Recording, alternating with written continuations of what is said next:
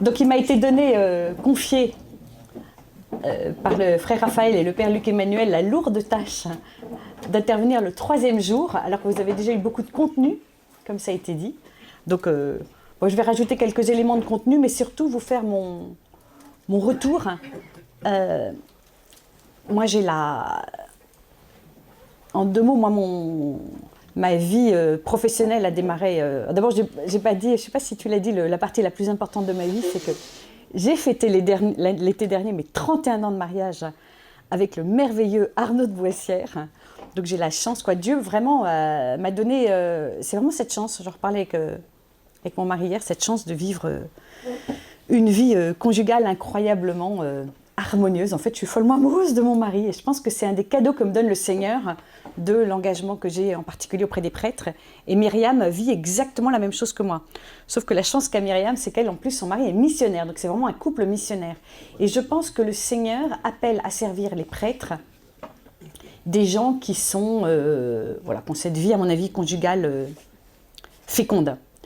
Et j'ai commencé à travailler il y a également 31 ans, au moment où je me suis mariée, chez L'Oréal, jusqu'à ce que le Seigneur m'appelle en me disant tout ce que tu sais faire, viens plutôt le mettre au service de l'Église des prêtres qu'au service du CAC 40.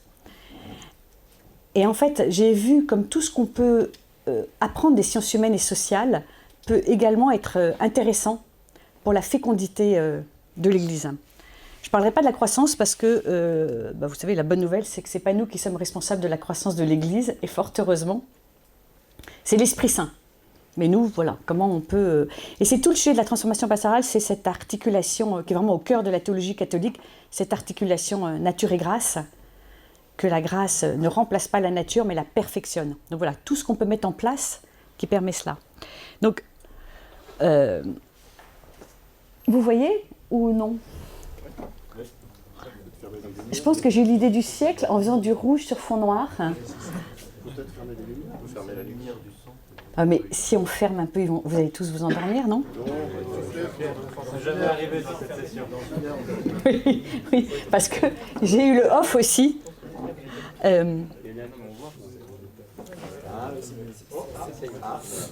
Peut-être fermer les rideaux. Oh non, c'est un peu triste. Écoutez, comme ça, vous allez redoubler d'attention. Vous voyez ce que j'ai écrit? J'ai mis, en fait, pourquoi la transformation pastorale? Donc, en fait, fondamentalement, c'est Dieu veut que tous les hommes soient sauvés et parviennent à la pleine connaissance de la vérité. Donc, tout ça, c'est certainement des choses que vous avez entendues, mais qui me paraissent fondamentales. Oui, ce que je voulais vous dire, c'est qu'en fait, quand j'ai quitté ce monde de l'entreprise pour entrer dans l'Église, en fait, moi, je me suis convertie à Paray-le-Monial. C'est pour ça que j'ai beaucoup de reconnaissance pour la communauté de l'Emmanuel. Et après, j'ai vécu une expérience qui m'a fait basculer, qui est dans la communauté du chemin neuf, ce qu'on appelle le baptême dans l'Esprit Saint. Et en fait, c'est ça qui m'a amené à vivre ce parcours de conversion et à donner de façon totale et absolue ma vie à Jésus.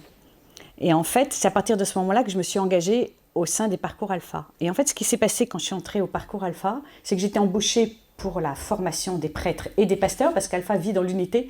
D'ailleurs, je voulais vous dire quelque chose. Je forme et j'accompagne beaucoup de pasteurs. J'ai rencontré, grâce à Alpha, Pasteur selon mon cœur et le Congrès Mission, parce que j'étais engagée dans le comité de pilotage du Congrès Mission depuis sa création en 2015. Alpha a lancé Pasteur selon mon cœur il y a exactement 10 ans. Et puis après, a proposé à Talentéo de venir nous rejoindre pour nous permettre d'avoir des coachs. Donc on a mené cette aventure qui m'a permis de rencontrer plus de 1000 prêtres. Je faisais calcul l'autre jour, j'ai rencontré plus de 1000 prêtres, entre Congrès Mission, Pasteur selon mon cœur et Alpha. Plus de 1000 prêtres en tête à tête. Alors il y a ceux avec qui j'ai passé 2 minutes, puis ceux avec qui j'ai vraiment entamé une relation plus longue. Mais j'ai rencontré plus de 1000 prêtres. Et je peux vous dire quelque chose. C'est que j'ai également rencontré, à mon avis, entre 150 et 200 pasteurs évangéliques ou protestants. Et en fait, je me rends compte à quel point l'Église catholique est extraordinairement sage. Et en particulier sur un sujet, j'y pense parce que j'ai eu une grande discussion avec des pasteurs avant-hier, sur le sujet en particulier du célibat. Et je pense que la chance que j'ai, c'est de pouvoir être à mon niveau un tout petit observatoire de ce qu'est l'Église, de ce que sont les différentes églises, comme le disent les protestants, et de voir, j'ai rencontré Ce que je dis n'est pas enregistré, n'est pas diffusé sur YouTube au monde entier. Merci. En fait, j'ai rencontré beaucoup plus de prêtres heureux que de pasteurs. C'est compliqué d'être pasteur. C'est compliqué d'être pasteur dans le monde d'aujourd'hui. C'est compliqué d'être pasteur parce qu'ils sont mariés, pères de famille. Et à chaque fois que j'échange avec des protestants, je suis émerveillée par ce qu'ils font, émerveillée par ce qu'ils produisent. Et à chaque fois, je suis incroyablement fière et réajustée dans ma foi catholique. Donc je voudrais d'abord vous commencer par vous dire un énorme merci pour qui vous êtes et vous dire que j'ai le cœur plein de gratitude pour les prêtres et pour ce qu'ils apportent au monde. Et donc ce qui m'a permis de rencontrer, le fait que j'ai rencontré tous ces prêtres me donne, en tout cas à mon niveau, peut-être une vision, je dirais jamais exhaustive, mais une vision, en tout cas j'ai plusieurs aspects de ce qui peut se passer en France en termes de dynamique missionnaire et pastorale. Donc je vais commencer par des bad news, parce que je regardais les chiffres. Je regardais des chiffres récemment, en particulier dans le diocèse de Toulon. Vous ne voyez pas ma courbe? Si vous la voyez. Donc la chute des baptêmes, les mariages, idem. Donc les mariages, c'est carrément incroyable. En 2020, on est à... Blois baptême. Vous voyez, on est à 300 baptêmes. Et je vous parle de chiffres diocésains. Ouais, c'est des chiffres diocésains.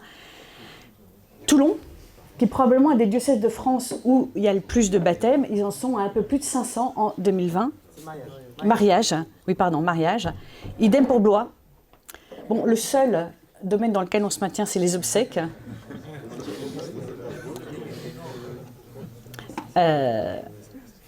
Et pareil pour Blois.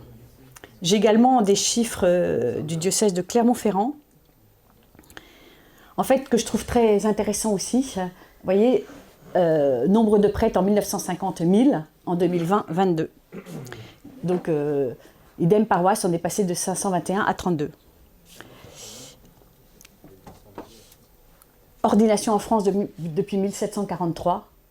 Donc il y a une époque où on a ordonné presque 5000 prêtres. Aujourd'hui, c'est quasiment le nombre de prêtres en France, de façon absolue. Donc les chiffres sont des chiffres qui peuvent être totalement, en tout cas en termes de chiffres, si on se fixait que sur les chiffres, il pourrait y avoir un côté déprimant. Et je termine juste... c'est la première fois, je lisais une étude qui disait que c'est la première fois dans l'histoire qu'il y a plus de Français qui se déclarent non-croyants que l'inverse. Bon, voilà, le denier, c'est pas ce qui est le plus important chez nous, mais on en voit, c'est un signe. Donc c'est ce que je vous disais sur le nombre de Français qui se disent non-croyants. J'ai lu un livre de Chantal Delsol, certains de vous l'ont lu ce livre, hein? Bon, elle explique un phénomène que quoi, elle utilise, elle analyse la situation de la chrétienté, et elle dit qu'en fait au IVe siècle, jusqu'au IVe siècle, c'était les valeurs païennes qui étaient en exergue, et qu'en fait les valeurs chrétiennes ont pris le dessus jusqu'à récemment, où maintenant à nouveau c'est les valeurs païennes depuis quelques années qui reviennent vraiment de façon beaucoup plus visible, et puis qui maintenant imprègnent notre culture. Alors, et dernier point, on en parlait ce matin au petit déjeuner avec Myriam, c'est l'explosion de Petit Bambou. Petit Bambou, c'est une application de méditation qui propose une méditation très tournée vers tout ce qui est culture orientale. Il y a des chamans qui viennent aider les gens. Elle a été créée en 2014 par un ancien de PayPal qui s'appelle Benjamin Blasco. Et en fait, ils ont 4,7 millions d'inscrits. Est-ce que vous savez combien il y a de catholiques en France? De pratiquants qui se déclarent catholiques. Non, pardon, de pratiquants. 1%. 1%, donc ça fait combien à votre avis? 1 million. Il y a environ 1 million de pratiquants, à peu près. C'est-à-dire qu'il y a 4 fois plus, presque 5 fois plus, parce que les chiffres datent de l'année dernière, il y a presque 5 fois plus de gens qui sont abonnés à Petit Bambou que de gens qui sont pratiquants. Après, bon, c'est des chiffres qui se... L'idée, c'est l'échelle. Voilà, on est plutôt à 1,2 million. Bref, mais Donc, je vous donne les chiffres comme ça parce que ça m'intéresse. Moi, j'ai la chance d'avoir la possibilité, grâce à ce que je vis chez Alpha, de beaucoup me promener en France. Et donc, je vois des situations qui, à vue humaine, sont déprimantes. Et en même temps, je vois des signes d'espérance incroyables. En fait, en juillet dernier, il y avait le Figaro Magazine qui disait les abbayes font le plein, particulièrement cet été. À Notre-Dame-de-Bolloré, une des sœurs disait nous sommes submergés de demandes. C'est la même chose à l'abbaye Sainte-Marie de la Grâce. Moi, je fais partie du conseil d'administration d'un projet qui s'appelle le Village de François, qui a pour vocation de faire vivre ensemble des gens, pour schématiser, des gens qui vont bien et des gens pour qui la vie a été très dure. Donc d'anciennes prostituées, des SDF, d'anciens prisonniers. Et en fait, je suis allée au Village de François l'été dernier, on était 300. Et sur les 300, plus de la moitié des gens avaient moins de 30 ans. Donc je vois aussi tous ces signes d'espérance. Donc pour moi, le sujet, c'est soit on évangélise, soit on meurt à petit feu. Donc vous connaissez l'image de la grenouille. Est-ce que vous connaissez tous cette image de la grenouille? Qui ne la connaît pas? Qui peut raconter mon histoire de grenouille? Puisque vous êtes visiblement une majorité à la connaître. Qui prend le micro et décrit la grenouille? Théophane, il raconte très bien l'histoire. Alors, le père Théophane, dénoncé par le père Luc Emmanuel. Non, vous n'avez pas envie, père? Mais si, il a envie, c'est pour faire la mauvaise tête. C'est que pour cuire une grenouille, c'est ça? Je commence mal l'histoire. Mais pour cuire une grenouille, il vaut mieux la mettre, parce que si on la jette dans l'eau chaude, elle sort tout de suite en aïe. Mais si on la met dans l'eau froide d'abord, et que petit à petit on augmente le feu, et ben alors elle cuit petit à petit. C'est pas tout à fait ça, mais c'est exactement ça. On applaudit le père. C'est exactement ça, père. Si vous la jetez, elle ressort, mais petit à petit, elle s'habitue, elle augmente sa température corporelle de telle sorte qu'elle s'habitue à une eau qui monte, et en fait, elle termine ébouillantée. Ce que je trouve trop triste, parce que je trouve qu'elle a vraiment une tête sympa, ma grenouille. Elle n'est pas trop chou, ma petite grenouille. Donc, ce que je voulais, c'est vous faire un très rapide parcours du magistère qui permet de renouveler notre vision de l'évangélisation. Donc d'abord Paul VI, qui disait « La tâche d'évangéliser tous les hommes constitue la mission essentielle de l'Église. Évangéliser est la grâce et la vocation propre de l'Église, son identité la plus profonde, elle existe pour évangéliser. » En fait, l'Église est la seule institution au monde qui existe fondamentalement pour ceux qui existent aussi pour ceux qui ne sont pas là.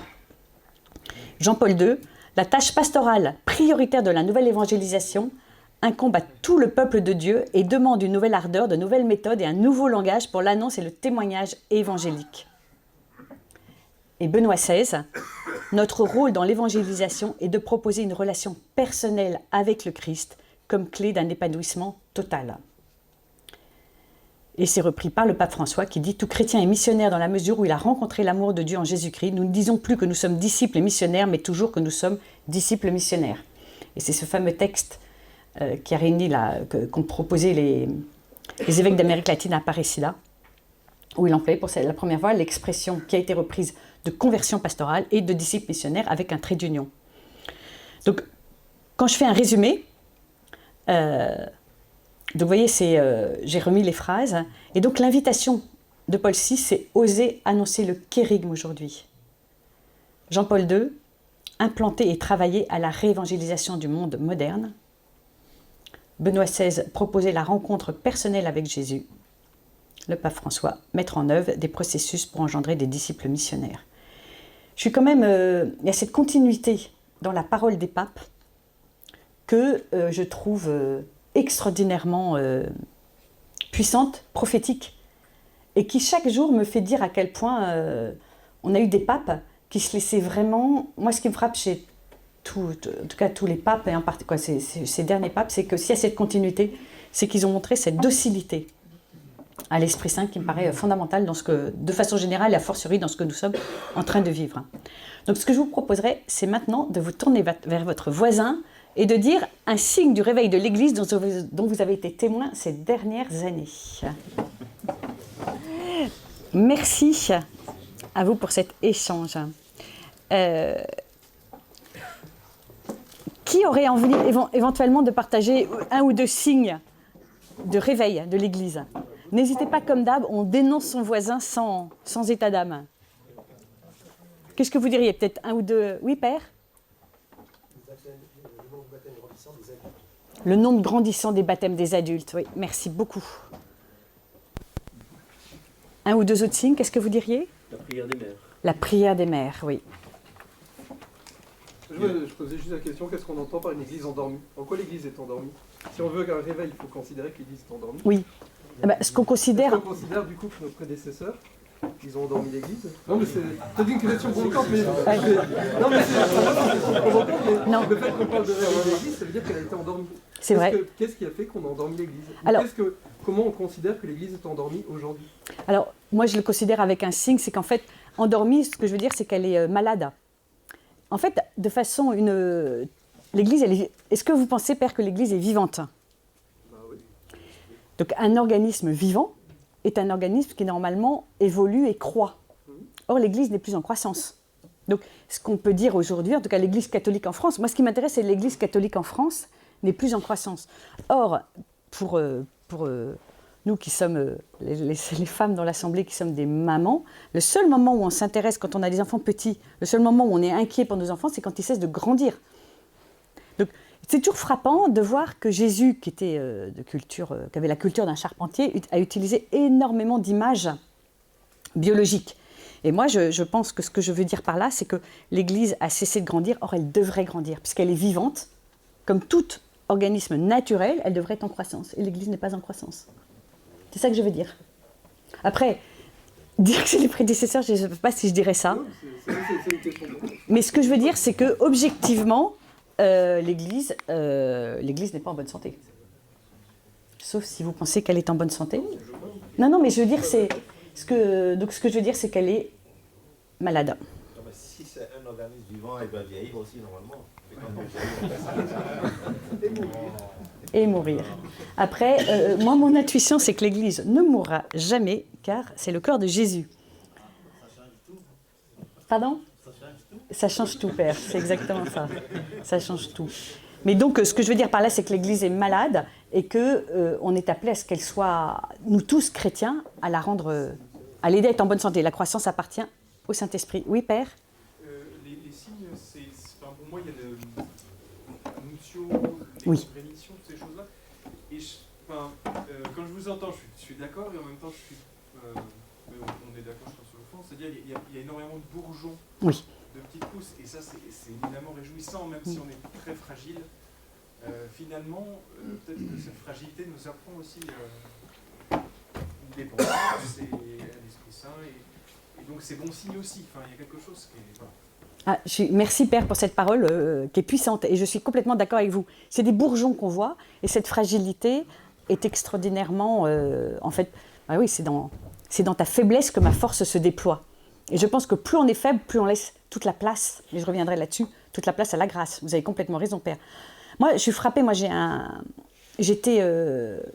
j'ai passé toute la journée avec des jeunes propédeutiques et je leur ai dit ce que je pense profondément dans mon cœur, c'est que entrer comme prêtre aujourd'hui dans l'Église catholique, c'est béni, parce qu'on est une Église qui a traversé l'épreuve qui a eu le courage d'affronter un péché terrible, qui est celui des abus sur mineurs, et que l'Église elle est en train de vivre un chemin de purification, donc je pense c'est extraordinairement humiliant, mais c'est incroyablement fécond. Et je pense qu'on est sur un chemin aujourd'hui de purification et donc de fécondité de l'Église. Et vous avez raison, c'est parce qu'on est dans une situation de fragilité et qu'on voit ces bourgeons, c'est aussi pour ça qu'on est d'autant plus, à mon avis, docile à la grâce. Je voulais venir juste... ouais. Moi, je suis d'accord sur la croissance de l'Église, enfin, plutôt décroissance qu'à court terme. Mais je voudrais rappeler ce qui est dit dans le soir, c'est dans le catéchisme, il n'y aura pas de triomphe de l'Église. Non. Et à la fin, ça se termine assiégé dans le camp des saints, quoi. Et c'est le triomphe du Christ. Et je crois qu'il faut qu'on ait ça en tête aussi. C'est pas une start-up qui va devenir un méga truc, quoi. Je suis complètement d'accord. C'est pour ça que je dis qu'on n'est pas, responsable de la croissance de l'Église. Jamais. En revanche, ce que je pense quand même, c'est qu'on est, c'est Matthieu 28, hein, de toutes les nations, faites des disciples. On est quand même appelé à annoncer le nom de Jésus, mais je suis d'accord avec ce que tu dis. On n'est pas du tout... En fait, les chiffres, c'est marrant parce que quand on est allé... je suis allée dans dans l'église dont on vous a parlé, là, dont on vous a parlé, je crois qu'on s'en a parlé hier ou avant-hier, cette église baptiste aux États-Unis. À un moment, quelqu'un, un des prêtres avec qui j'étais, dit « Mais vous avez combien de personnes au culte le dimanche ?» Et il a dit « Ça, c'est bien une question de catholique. » Parce que c'est vrai que quelquefois, on est obsédé par des sujets de chiffres, alors que ce n'est pas tellement le sujet. Je pense fondamentalement que ce qui devrait être notre angle, c'est vraiment comment être en bonne santé. En fait, toute la transformation pastorale, tout ce qu'on fait, à chaque fois, je le résume en disant tout simplement, c'est « aimez-vous les uns les autres ». Mais je vais revenir dessus. Mais vous voyez, moi aussi, et justement, c'est marrant que ce que je voulais dire, c'est que parmi les sujets d'espérance que moi aussi je vois, il y a quelque chose dont vous ne vous rendez pas compte parce que vous êtes... parce que les prêtres, c'est probablement peut-être un projet de Dieu. Je trouve que vous avez peu de retour des gens. Et moi, je vois à quel point Dieu passe, en particulier par vous prêtres, pour que des gens le rencontrent et le connaissent mieux. Il ne se passe pas un parcours alpha. Moi, je suis les parcours alpha sur ma paroisse, je vais dans différents parcours alpha. Il ne se passe jamais, je n'ai jamais vu un parcours alpha où il n'y a pas quelqu'un qui vient parce qu'il a rencontré un prêtre qui lui a donné envie de mieux connaître Jésus, ou comme ils disent, de mieux connaître la religion catholique, ou de mieux connaître l'Église catholique. En fait, je crois que je n'ai jamais fait un parcours alpha sans qu'il y ait au moins une personne qui me dise « Moi, voilà, quand ma grand-mère est morte, le prêtre a fait une homélie dans ses obsèques qui m'a consolée. Je pensais à une maman qui avait perdu un petit enfant, son petit garçon s'est noyé dans une piscine mal surveillée par le papa. Et elle me disait, le prêtre a commencé par me dire, j'ai très peur, j'ai demandé des obsèques chrétiennes. Elle dit, c'était pas trop mon truc, mais je me suis dit que c'était mieux pour mon fils. Et elle dit, j'ai très peur de ce que le prêtre allait dire en fait, votre petit garçon, il est mieux là-haut, et puis c'est trop bien, puis vous allez voir le côté positif de ce que vous vivez. Elle dit, j'ai très peur de ça. Et elle dit, j'étais accueillie par un prêtre qui m'a dit, en fait, je suis en colère. La mort est un scandale. Et elle disait, j'avais besoin d'être rejointe par des paroles. Comme ça, là, elle dit, il m'a rejoint vraiment, elle n'a pas employé ce mot-là, mais il a vraiment rejoint par son humanité. Et donc, je peux vous dire vraiment que je constate tous les jours, et je pense que Myriam pourrait dire la même chose, tous les jours à quel point les prêtres, et vous tous, vous avez amené des gens, et vous ne le savez pas forcément, parce que vous avez dit une homélie à des obsèques, à un mariage, ou vous avez eu des paroles à un moment qui ont permis à des gens d'avoir envie de mieux connaître ce Jésus qui vous inspire. Il y a au parcours alpha, dans une paroisse où je suis allée récemment, il y a une dame qui racontait, elle disait moi j'ai vécu toute une période assez difficile dans ma vie, je prends le TGV pour aller rejoindre ma fille à Marseille et je me retrouve à côté d'un monsieur qui m'a accueilli avec un petit sourire gentil, puis il avait un truc autour du cou, ça m'a vaguement rappelé mon enfance. Je dis, ce que vous avez autour du cou, ça veut dire quoi? Et le monsieur me répond, je suis prêtre, en fait c'est un col romain. Et elle dit, je me suis dit, à quelqu'un avec qui je vais pouvoir raconter ma vie. Et elle est drôle parce qu'elle a dit, en fait, pendant 1 heure, je lui ai déversé ma vie. Franchement, elle dit, en fait, à la base, je pense que ça le saoulait, il était devant son ordinateur. Oui. Non, mais je pense qu'elle était assez fine. N'empêche qu'elle a dit, il a eu ce geste. Au début, il m'écoutait distraitement, et puis il a eu ce geste à un moment de fermer le couvercle de son ordinateur pour être pleinement dans mon écoute. Et elle me dit, en fait, il n'y a qu'un prêtre qui peut faire ça. Et ce qui était beau, c'est au-delà de la réalité de ce qui s'était passé, il y a la perception qu'elle en avait. En fait, il y a quelque chose dont vous ne vous rendez peut-être pas compte, vous les prêtres, c'est qu'on entend beaucoup de choses. On entend beaucoup de choses sur les prêtres. Comme me disait, j'avais au téléphone avant-hier Monseigneur Bataille qui me disait aujourd'hui un prêtre est devenu dangereux pour les gens.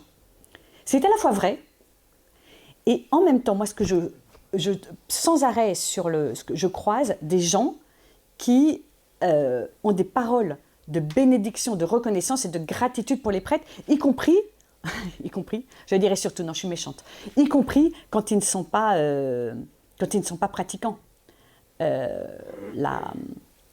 J'ai emmené j'ai été faire mes courses et je parlais avec une dame à la caisse et du coup je vous raconte en 2 mots ce que je fais et parce que j'écoutais la caissière, elle me dit vous écoutez bien, je lui explique, voilà, je fais du coaching au sein de l'église et elle m'a dit c'est marrant parce que vous me disiez, parce que l'autre jour je me suis dit je retournerais bien à l'église parce que j'ai croisé le prêtre à la sortie de la messe et il avait un sourire tellement gentil.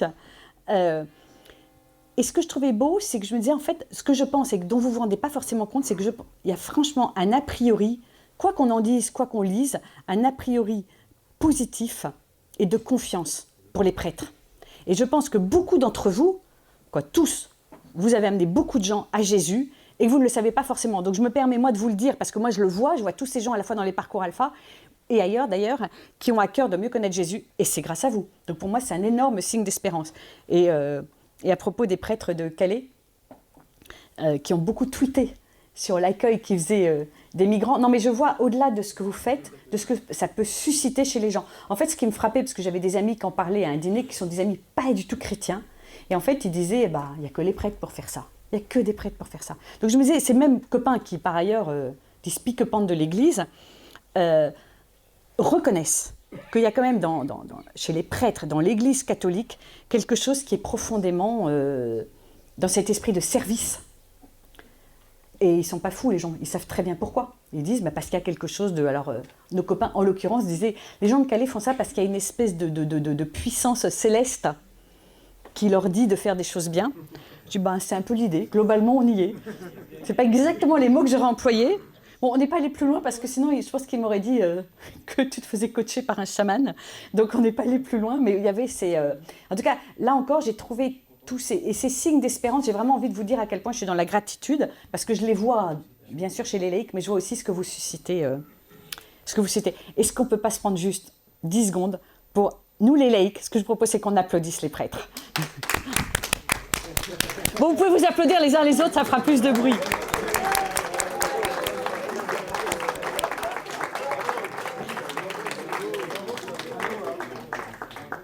Non, mais je pense sincèrement que Dieu a mis dans mon cœur, je te demande de temps en temps de porter des paroles de bénédiction sur les prêtres, parce qu'en fait, je pense que beaucoup d'entre vous, vous ne pouvez pas voir, et peut-être que c'est mieux comme ça, pour reprendre ce que vous disiez, Père, peut-être que pour notre humilité, pour notre sanctification, on ne voit pas forcément les fruits.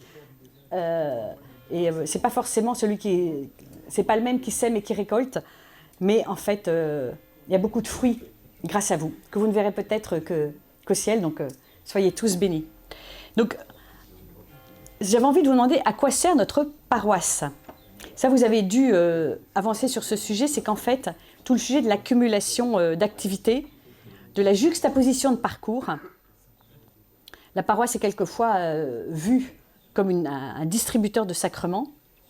Et c'est ça que, vous voyez, le pape François disait, en fait, j'entends quand même beaucoup de gens voir la paroisse comme un distributeur de sacrements, ce qui est nécessairement réducteur. Et c'est pour ça que le pape François dit « La pastorale d'un point de vue missionnaire exige d'abandonner le confortable critère pastoral du « on a toujours fait ainsi ». En soi, ce n'est pas le changement pour le changement, c'est de dire comment on parle à un monde qui a changé. Si je vous demandais à quoi sert votre paroisse, qu'est-ce que vous diriez? C'est un sanctuaire, on vient se ressourcer pour être missionnaire en dehors de la paroisse. Je propose on redonnera le micro au Père Théophane. Ouais. Merci, Père. Ouais. Non, mais c'est... Ah, mais moi, je trouve cette phrase très belle et très inspirante. Merci, Père Théophane. Qu'est-ce que vous diriez d'autre pour compléter ce qu'a dit le Père Théophane, ou on se contente de ce qu'il a dit Que pouvons-nous ajouter à ça? Oui, c'est ça. Non, mais c'est vrai que c'est une très belle phrase. En fait, notre paroisse, c'est l'outil de l'Église pour faire des disciples missionnaires, ce que vient de dire le Père Théophane, qui rajoute effectivement ce lieu de ressourcement. Non, c'est ce que... Non, notre paroisse est... Un lieu de vie, quand même. Un lieu de vie. Exactement, un lieu de vie, oui. C'est pour ça que le mot de ressourcement était beau aussi, oui. Mais pour faire des disciples missionnaires, il vaut mieux être en vie. Et donc, c'est cette phrase de Matthieu 28. « Allez donc de toutes les nations, faites des disciples en les baptisant au nom du Père, du Fils et du Saint-Esprit, en leur apprenant à observer tout ce que je vous ai prescrit. » Donc, le but de la paroisse, c'est de répondre à ce commandement de Jésus. Et ce qui est intéressant, c'est ces deux participes présents. Donc, c'est les sacrements et l'enseignement de la foi. Donc, le but de la paroisse, c'est de former, c'est la formation de disciples missionnaires. Et ça, c'est majeur. Comment est-ce qu'on peut repenser la paroisse à partir d'un processus d'engendrement de processus missionnaire? Alors, on n'est pas forcément habitué à ce mot processus dans la foi chrétienne. Alors, il peut évoquer il peut créer un certain malaise parce qu'il évoque tout ce qui est systématique, ce qui peut être outil, ce qui est déterministe, ce qui est mécanique. Et on peut se poser la question de quelle est la place de la grâce de Dieu, comment est-ce que le processus s'adapte aux personnes, et puis est-ce que l'idée même de processus n'est pas étrangère à la pastorale. D'abord, il y a un sens analogique. C'est que ce n'est pas un processus industriel, mais pastoral. La deuxième chose, c'est que c'est lié à notre incarnation. C'est une vérité anthropologique fondamentale. Ce que je disais, on est en croissance, on vieillit, on va mourir, comme disait le Père tout à l'heure. Mais c'est quelque chose qui est très clairement lié à notre incarnation. On est tous appelés à grandir, par étapes. Donc par la vie biologique, intellectuelle, mais aussi spirituelle. Donc on peut prendre d'autres mots. On peut prendre les mots itinéraire, cheminement, pédagogique, qui permettent la transformation, la croissance et la conversion. Et en fait, ce que je vois, moi qui me semble majeur, c'est de pouvoir construire la paroisse de l'extérieur vers l'intérieur. Donc partir des personnes qui sont éloignées pour les accompagner, qu'elles s'approchent du cœur en construisant des marches adaptées. Et autour d'un processus de disciples missionnaires. Donc donner à chaque étape la nourriture adaptée jusqu'à ce que les gens deviennent des disciples missionnaires. En fait, il y a quand même ce constat dans l'Église que l'annonce de l'Évangile n'est pas forcément au cœur de la vie du chrétien. Donc je reviendrai sur le cheminement. Mais faire cheminer étape par étape, c'est d'abord pour moi, il y a 3 grandes étapes. Rencontrer Jésus, donc en s'adressant au monde, à la foule. Deuxièmement, s'enraciner, aider les gens à s'enraciner, en les aidant à devenir famille, disciples, et puis servir et annoncer. En fait, c'est tout le sujet du kérygme. Oui, Père ? Pardon. Oui. Oui, je vous l'enverrai. Quand j'enverrai au père, aux prêtres qui vous l'enverront. Oui, je vais vite parce que je pense que c'est des choses que vous avez déjà vues longuement. Donc, je n'avais pas forcément envie de... il y a quelques années, j'ai expérimenté... Franchement, le kérygme, on a tous l'impression que c'est quelque chose qui est acquis. Et en fait, je suis toujours sidérée par la puissance du kérygme. Je n'oublierai jamais, quand j'étais chez le Royal, j'avais été invitée à passer un week-end chez des amis qui n'étaient pas du tout chrétiens. Et nous, on est allés à la messe. Et leur fille, qui avait 9 ans à l'époque, m'a dit « Est-ce que je peux venir à la messe avec toi ?» Alors moi, j'ai demandé d'abord l'autorisation à ses parents, qui étaient un peu étonnés, parce on passait quand même nos vacances à Nice. Ils disaient « Dimanche, hyper beau, t'as pas plutôt envie d'aller à la plage ?» Et la petite dit « Non, non, j'ai envie de voir ce que c'est qu'une messe. » Et donc, elle est venue à la messe avec nous. Et elle a commencé à poser plein de questions. Elle disait, c'est quoi le monsieur là, qui a l'air tout triste, et la grande dame en bleu. Alors mes enfants étaient là, oh, elle ne sait même pas qui est Jésus. Mais elle était chou parce qu'elle suivait tout ce qu'elle pouvait. Et à la fin de la messe, je suis allée voir le prêtre et je dis, ben voilà, mon père, je vous présente Emma qui n'était jamais entrée dans une église avant aujourd'hui. Et le prêtre se tourne vers la petite fille, il lui dit, ben, bonjour Emma, bienvenue. Alors tu n'es pas chrétienne ? Emma dit, ça veut dire quoi être chrétienne ? Et à ce moment-là, il lui a dit le kérygme. Il lui a dit, être chrétienne, c'est savoir que Jésus, qui est fils de Dieu, est mort et ressuscité par amour pour toi, pour te sauver. Elle avait 9 ans, la petite fille. Elle écoutait. Moi, à l'époque, je n'étais pas chez Alpha, je ne connaissais pas toute l'histoire de kérygme. Je trouvais que ce qu'il disait était beau, mais je osais quand même le dire à une petite fille de 9 ans. Et la petite fille est rentrée, on a déjeuné ensemble. Et 3 mois après, son père m'a rappelé. Et il m'a dit, dis-moi Anne-France, est-ce que tu es prête à aller assumer les conséquences de tes actes ? Et j'ai dit, mais c'est quoi la boulette que j'ai faite ? Et il me dit, voilà, Emma veut devenir chrétienne et elle souhaite que tu sois sa marraine. Alors après, on est entré dans ce monde qui m'enchante toujours, quoi, que je trouve toujours tellement drôle, de ces gens qui... Parce que je préfère dire que c'est drôle, parce qu'en fait, ça l'est un peu, de ces gens qui ne connaissent pas du tout notre foi catholique. Parce que donc, la petite fille a fait un cheminement, mais son père m'a dit, bon, d'abord, on nous a donné rendez-vous dans une crypte. Il me dit, pour moi, les cryptes, c'est des trucs... Lui, il est très fan de films, mon copain me dit, c'est des trucs qu'on filme, des films de on tourne des films de morts vivants. Il dit là, on était dans une crypte, et puis il me dit, on nous a fait travailler sur un texte, mais tellement bizarre. Je dis, c'est quoi le texte bizarre? Il me dit, bah, à un moment, tu as Jésus qui va voir une femme, il lui demande de l'eau, il lui dit pas bonjour, il lui dit pas merci, tant mais il est tellement mal élevé.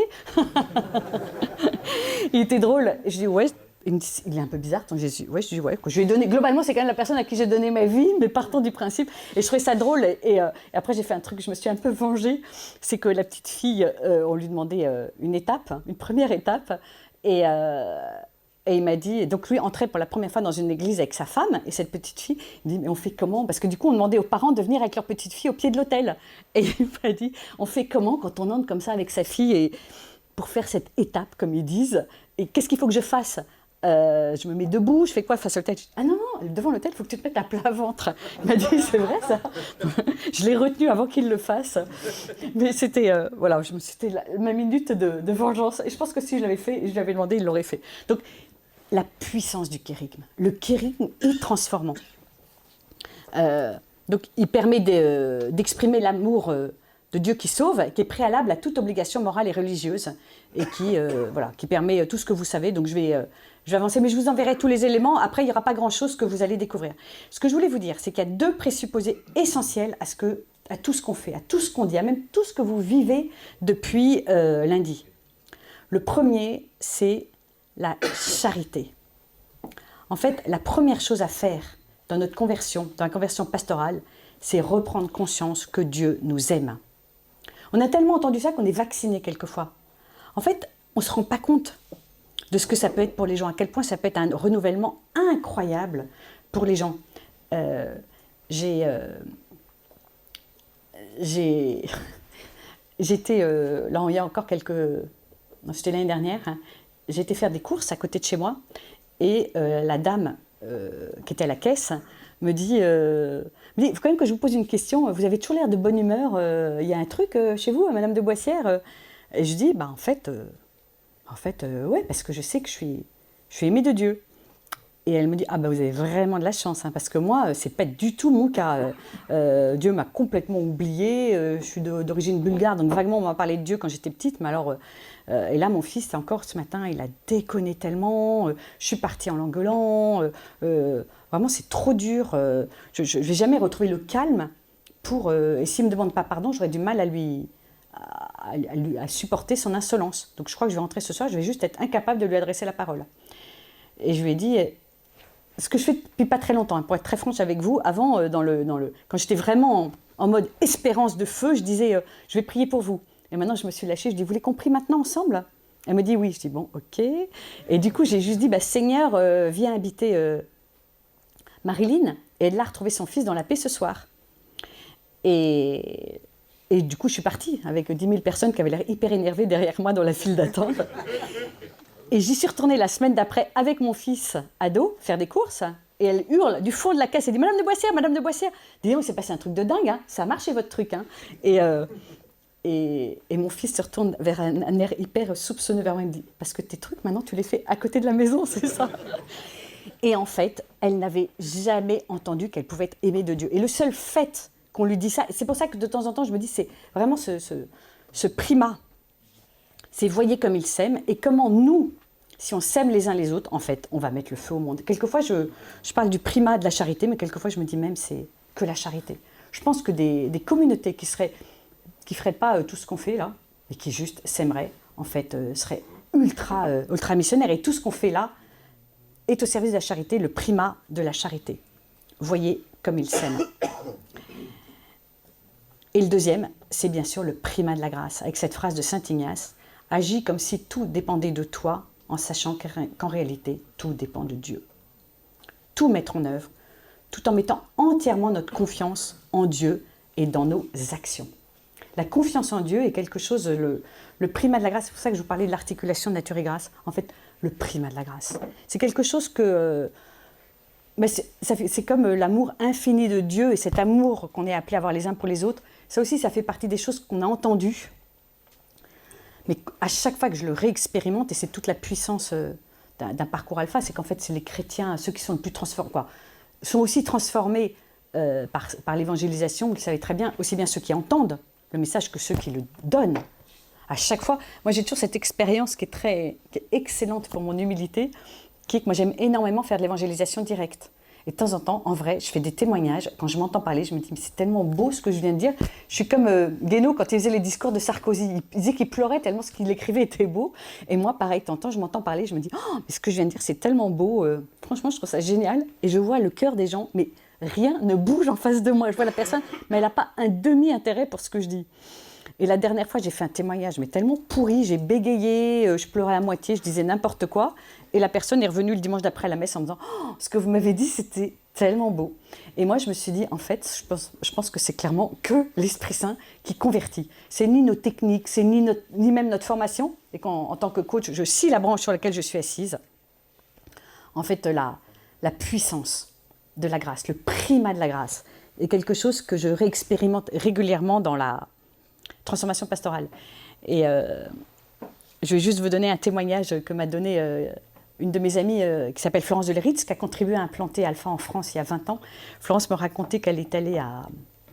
C'est elle qui m'a appris à dire quand les gens te racontent, sont en souffrance, dis-leur, est-ce que vous voulez qu'on prie ensemble? Et Florence me dit qu'elle a pris le taxi et que là, à nouveau, elle est tombée sur un chauffeur de taxi qui lui racontait une vie, mais trop triste. Et Florence lui a dit... C'est là que ça a changé ma vie, c'est ce témoignage de Florence qui lui a dit ce que vous voulez qu'on prie. Et là, pendant 10 secondes, ils ont prié. Ils se sont garés vraiment 10 secondes à la sortie du périph'. Donc Florence a juste demandé, voilà, Seigneur, viens habiter le cœur de ce monsieur et viens lui donner la paix. Et le monsieur, le conducteur de taxi, l'a déposé à Orly. Il lui a dit, madame, il faut juste que je vous dise quelque chose. Ce matin, quand j'ai appris que mon fils avait été arrêté pour deal de drogue, en fait, j'y crois pas trop à votre truc. Hein. La prière, en vrai, j'y crois pas vraiment. Mais ce matin, quand je me suis réveillée par le coup de fil de la police, je me suis dit, c'est évident que tout ça, c'est pas vrai. On m'a parlé de Dieu, tout ça, c'est pas vrai. En fait, si Dieu existe, en fait, ce que je lui demande, c'est qu'il me le dise aujourd'hui. Et là, vous me proposez cette prière. Donc, c'est le primat de la grâce. Ce moment où on est docile au Saint-Esprit, on se dit, en fait, Seigneur, tu peux tout. Tu peux tout. Le primat de la grâce que je ne cesse de réexpérimenter. Donc voilà, tout mettre en œuvre. Et cette phrase que je trouve qui est tellement juste, moi j'ai planté, Apollos a arrosé, mais c'est Dieu qui donne la croissance. Alors, je vais terminer par où commencer. Je vais vous proposer 7 portes. Premièrement, ce serait de ranimer le feu. Comment on peut retrouver ce feu de l'amour de Dieu, réexpérimenter cette chance incroyable qu'on a d'avoir été créé par Dieu. Cette chance incroyable de le savoir. Donc, comment ranimer le feu? Deuxième porte, former une équipe. Donc, trouver, et ça peut être une équipe, ça commence à 3. Donc, un prêtre plus 2 personnes, 2 prêtres plus un laïc. À 3, on est déjà une équipe. Et c'est clairement ce qu'a fait Jésus. Jésus a très peu annoncé seul, et donc former une équipe. Troisièmement, élaborer une vision pastorale. Quelquefois, quand on se met en route avec une vision pastorale, ça donne cette dynamique. En fait, vous savez, c'est cette phrase en proverbe, faute de vision, le peuple s'épuise. Comment on peut élaborer une vision paroissiale? Et je trouve que c'est un des éléments intéressants, très intéressants qui se passe ici.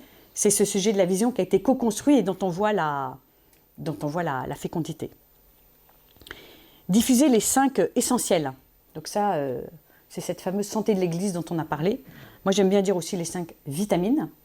En fait, voilà, comment on peut vivre ces 5 vitamines dont vous avez certainement entendu parler. Développer une culture de l'accueil. J'accompagne une paroisse qui a décidé de travailler ce sujet ensemble.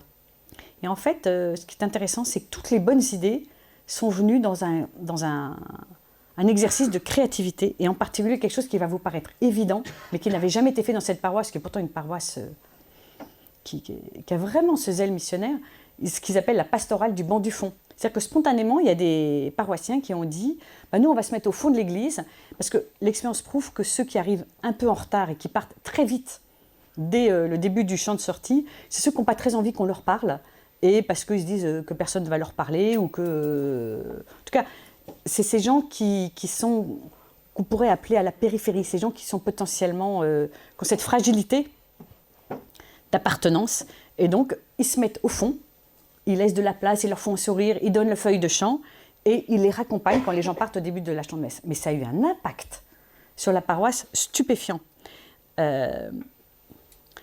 Contacter la foule. Donc, comment, par tout ce qui est... c'est quoi notre foule? Ce serait intéressant qu'on prenne quelques minutes pour se poser la question, où est notre foule? Comment est-ce qu'on peut la contacter par dévotion populaire, patronage, écologie? Ailleurs, il y a une église qui est en train de s'implanter dans un quartier populaire. Eux, ils sont passés par le sujet de la permaculture. Et moi, dans le village de François dont je vous parlais, tout est autour de ce qu'on appelle l'écologie intégrale. C'est pour ça qu'on accueille des pauvres, mais on vit aussi avec tous les produits de la terre. Et en fait, c'est quelquefois par là que viennent les gens, les écoles, tout ce que vous connaissez. Mettre en place un outil d'évangélisation, donc Alpha, dont vous avez déjà entendu parler, et la 7e porte, qui est, je vous invite à lire un livre qui s'appelle « Changer », qui a été coécrit par le père Stéphane Lange et moi, où en fait on a réuni des... En fait, avec plusieurs prêtres, on est allé voir des églises inspirantes. On est allé à Londres voir une église anglicane, au Canada voir l'église du père James Malone, une église catholique, et on est allé aussi à Saddleback voir une église évangélique. S'inspirer de réalités qui ne sont pas forcément applicables dans notre contexte, mais qui nous donnent des idées, qui nous redonnent de l'espérance et qui permettent des échanges de pratiques. Donc voilà, on a écrit ce livre parce que du coup, les prêtres ont commencé à mettre, avec des laïcs, en place certaines dynamiques qu'on trouve intéressantes. Et donc dans ce livre, Changer, on donne des éléments très pratiques qui peuvent vous aider. J'arrête là. J'aurais bien aimé qu'après, vous ayez un petit temps de partage. Est-ce qu'avant, vous avez des questions ?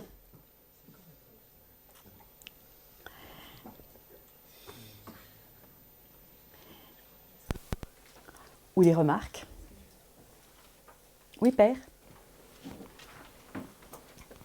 On a parlé tout à l'heure dans les échanges de l'église endormie ou malade, c'est un constat.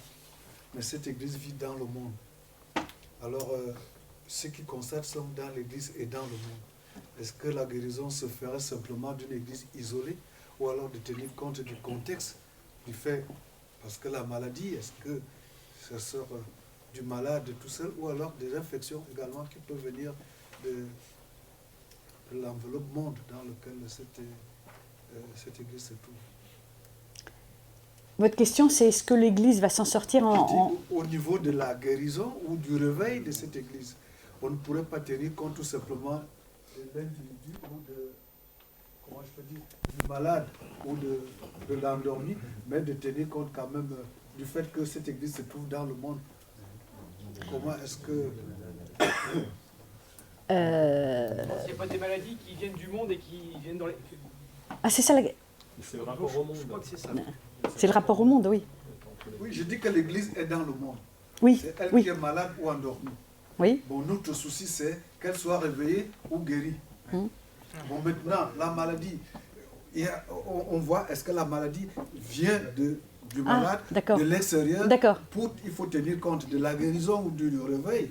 De tout, de l'ensemble. D'accord. Ben, moi, ce que je pense, c'est que le monde est malade aussi. On est dans un monde qui est malade, donc forcément, l'Église qui est incarnée est influencée par ce monde qui est malade. Mais il y a aussi, c'est les maladies dont parle admirablement le pape François. Moi, ce que je pense, c'est que c'est ce que je vous disais tout à l'heure. Pour moi, les deux solutions, c'est vraiment revivre, réexpérimenter le primat de la charité. Je pense que plus on sera unis, plus on s'entraidera, plus vous vivrez des moments comme ça entre paroisses. Et le primat de la grâce, c'est vraiment pour moi les deux points essentiels qui vont permettre la guérison de l'Église. Non, ce n'est pas votre question, Père. Il y a l'Église et le monde aussi. Oui.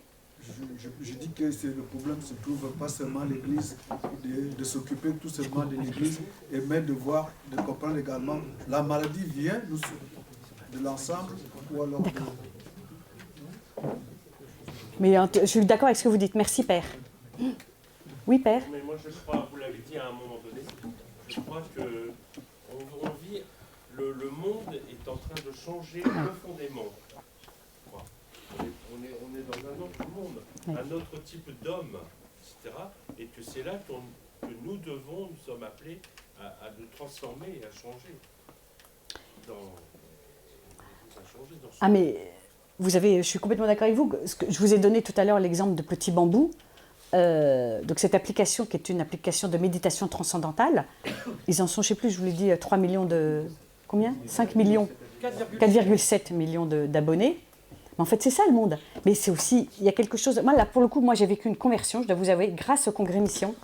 Moi, je pense qu'il y a encore quelques... C'est pas que je pense, il y a encore quelques années, le monde me faisait peur. J'étais choquée par ce qui se passait dans le monde. Et en fait, je me suis rendu compte qu'on ne peut pas annoncer Jésus à un monde qu'on n'aime pas. Donc moi, j'ai vécu cette conversion du cœur qui m'a appris à aimer les gens du monde, sans être du monde, mais en tout cas d'être dans le monde. Donc vous avez raison, Père, le monde est un monde qui change.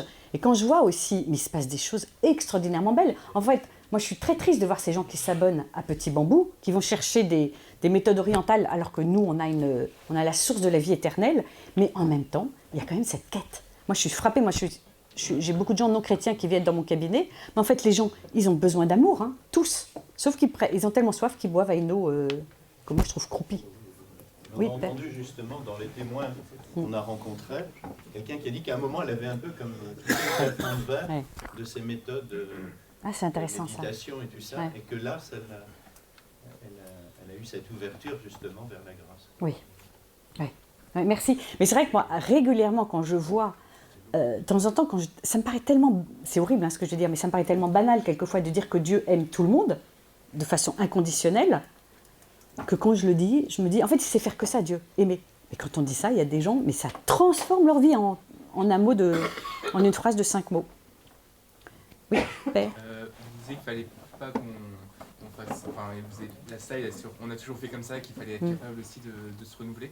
Est-ce que vous voyez dans l'Église des priorités pastorales ou des pratiques que nous, on applique de manière un peu naturelle, parce qu'on a toujours fait comme ça, et sur lesquelles il faudrait qu'on se réinterroge? Est-ce qu'il y a des choses que vous voyez un peu... Je peux dire la vérité. Non, mais par exemple, il y a quelque chose dans l'Église que En fait, ce que je vois, moi, c'est des prêtres, je vois des prêtres, beaucoup de prêtres qui sont au bord du burn-out, que je trouve épuisés. Et je pense qu'il faut qu'on arrête, je pense qu'il y a encore beaucoup d'évêques qui pensent que c'est compliqué de renouveler, par exemple, la vision d'un maillage territorial, donc je pense qu'il peut être dangereux. Pour les prêtres, moi, je vois, il y a un prêtre là qui me disait que, je ne sais plus combien, il me disait qu'il faisait de kilomètres par semaine, mais il me disait, en fait, je me mets en danger de mort en permanence. Donc, je pense qu'il faut qu'on arrête de penser toujours maillage territorial. Je pense que je dis des choses, franchement, hein, peut-être que ce que je dis va être atrocement disruptif. Hein. De même que moi, si j'ai quitté... Franchement, moi, chez L'Oréal, j'étais hyper heureuse. C'est un monde qui m'allait parfaitement. Moi, j'ai toujours eu un petit côté un peu superficiel. J'aime les cosmétiques, donc j'étais parfaitement bien. Donc, si j'ai quitté ce monde, c'est clairement pas pour servir des pierres. Donc, moi, je veux servir des pierres vivantes. Donc, c'est peut-être traumatisant ce que je dis, mais si à certains moments, on ferme des lieux, on arrête des activités, si c'est au service des pierres vivantes... Moi j'arrête parce que ça peut être un peu dangereux comme terrain. Non, c'est là que ça devient intéressant. En fait, je me rappelle que quand... Vous savez, quand on travaille sur la conduite du changement en sciences humaines et sociales, on a une matrice avec 4 questions, qui est qu'est-ce que je vais continuer à faire, qu'est-ce que je vais faire différemment, qu'est-ce que je vais commencer, qu'est-ce que je vais arrêter. Et je trouve que de temps en temps dans l'Église, on est assez bon, donc qu'est-ce que je vais continuer, même qu'est-ce que je vais faire différemment, même qu'est-ce que je vais commencer, mais qu'est-ce que je vais arrêter. Et je pense qu'on a des activités, qui sont consommatrices d'énergie et dont on ne voit pas la fécondité. Je vous cite le maillage territorial parce que c'est ce qui aujourd'hui, quand je vois ces prêtres épuisés, je me dis, est-ce qu'il ne faut pas accepter? Je vais vous dire quelque chose de très... je ne dis pas du tout qu'il faut arrêter, mais il faut vraiment se poser des questions. Et quand je parle du primat de la grâce, il y a un prêtre qui me disait, j'ai une responsable cathé qui explique aux enfants que c'est pas très grave de ne pas aller à la messe tous les dimanches, et c'est pas non plus très grave de se dire que Jésus n'est pas vraiment dans l'hostique, c'est un symbole. Elle dit ça aux enfants du cathé. Et le prêtre me raconte ça. Et je dis, vous ressentez quoi, père? Et il me dit, en fait, ça me met dans une tristesse. Et je lui dis, en fait, père, je pense que si ça vous met dans une grande tristesse, à mon avis, c'est un signe du Seigneur, et vous devriez lui demander, parce qu'il avait plusieurs fois dit que c'était pas le message de l'Église, qu'elle-même n'allait pas à la messe le dimanche, donc tous les dimanches. Et je dis, en fait, père, ce que je pense, c'est qu'il faut que vous arrêtiez avec elle. Et il me dit, ah ben non, si j'arrête, j'ai personne d'autre. Et franchement, je lui dis, je pense qu'il vaut mieux arrêter que quelqu'un qui donne un message toxique aux enfants. Et il m'a dit, ah non, mais vous savez que j'ai plus personne. Hein. Et franchement, on a prié ensemble. Je dis, je pense qu'Ayam, Dieu tient toujours ses promesses. Franchement, moi, je mourrais en ayant au moins appris un truc de mon investissement dans l'Église catholique. Dieu tient toujours ses promesses. Et je dis, écoutez, on va confier ça au Seigneur. Mais je pense, il me semble, que justement sur ce sujet de l'articulation nature et grâce, Dieu vous demande à un moment de dire stop. Et il a dit, ok, je vous fais confiance, mais franchement, qu'est-ce que je vais m'en prendre? Il s'est passé exactement ce qu'il avait prédit. Personne, il lui a demandé d'arrêter, personne ne s'est proposé, les gens ont dit, c'est quand même un scandale, il vaut mieux quelqu'un de pas hyper catho que personne. Et moi, je lui dis, Père, je pense que votre décision, elle est chaste, elle est juste. On va prier. Et un an après, un jeune couple est arrivé sur la paroisse, le truc de incroyable, amené par le confinement, un truc qui n'aurait jamais dû arriver dans la vraie vie, mais qui est arrivé. Un jeune couple est arrivé et le papa a dit, écoutez, moi je peux éventuellement donner, le matin je démarre à 10h, parce qu'il travaille dans un magasin de bricolage, je peux tout à fait de 8h30 à 9h30 donner 1 heure tous les jours aux enfants. Et il a eu un jeune, hyper engagé, et un homme, ce qui est toujours bien également sur ces sujets-là. Et en fait, de temps en temps, vraiment, à chaque fois que je dis, en fait, je pose un acte de courage, parce que c'était hyper courageux ce qu'il a fait, parce qu'il s'est quand même fait pourrir, eh ben Dieu pourvoit. Dieu pourvoit. Ça, franchement, Dieu pourvoit. Est-ce que vous avez d'autres questions ou remarques? Sinon, je vous proposerai bien un petit temps de... Pause. Ah ben, j'allais proposer un temps de partage avant. Non, la pause est dans un cas. Mais pour vous... Alors, est-ce que je peux vous proposer un temps de partage pendant la pause? Ce serait intéressant juste que vous disiez « We're not full ». Bon, est-ce que juste, je peux vous applaudir, parce que c'est trop bien que vous soyez là. On s'applaudit avant la pause. Maintenant, avant la messe, je vais vous parler d'amour. Ce qui, normalement, est votre cœur de métier, si vous me pardonnez l'expression. Est-ce que vous savez quelle est... Et d'ailleurs... je n'ai plus de diaporama à vous proposer. Je sors du cadre du PowerPoint. Vous savez, mon patron chez L'Oréal me disait, le PowerPoint, c'est pour les gens qui n'ont ni Power, ni Point. Donc, il y a une étude qui a prouvé... Qui a montré que ça avait en grande partie provoqué la guerre en Irak, et que ça réduit la pensée. Oui, j'avais déjà lu ça, c'est vrai. Donc, voilà, le père Théophane me dit très aimablement que ça réduit la pensée. Non, je vous tacle. Non, mais c'est vrai que j'aime bien de temps en temps ne plus la voir. Donc je vais vous parler. Est-ce que vous savez quel est le point commun entre un boxeur et un prêtre? Il s'en prend plein la gueule. J'avais pas pensé à celle-là.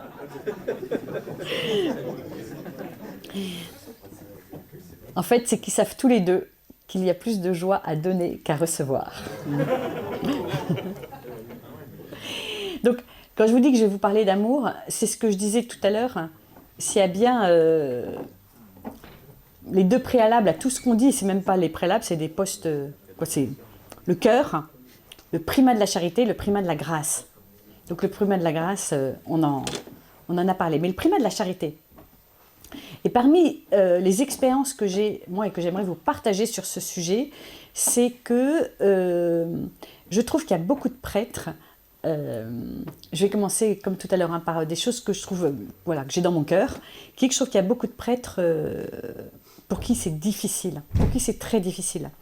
Je vois beaucoup de prêtres en souffrance. Et non seulement je vois beaucoup de prêtres en souffrance, mais je vois des prêtres qui sont de plus en plus en souffrance, et ils sont de plus en plus nombreux. Et en particulier, le confinement a été dramatique pour certains. Je pense que tout le monde a morflé, globalement tout le monde a morflé pendant le confinement, mais ça a été particulièrement dur pour les prêtres. Je pensais même à une paroisse à Paris, pourtant une des plus belles paroisses de Paris, qui est Saint-Léon, qui est dans un quartier hyper familial, bourgeois. Emmanuel Schwab me disait, j'ai perdu 30% de mes paroissiens pendant le confinement, que je n'ai toujours pas retrouvé. 30%. Donc ça, c'est quelque chose que vivent beaucoup de prêtres. Je voudrais juste vous poser la question, quel est, à votre avis, parmi vous, qui a par exemple plus de 20 clochers. Plus de 25, plus de 30, plus de 35, 100. plus de 40, 100. 90. Là, je ne...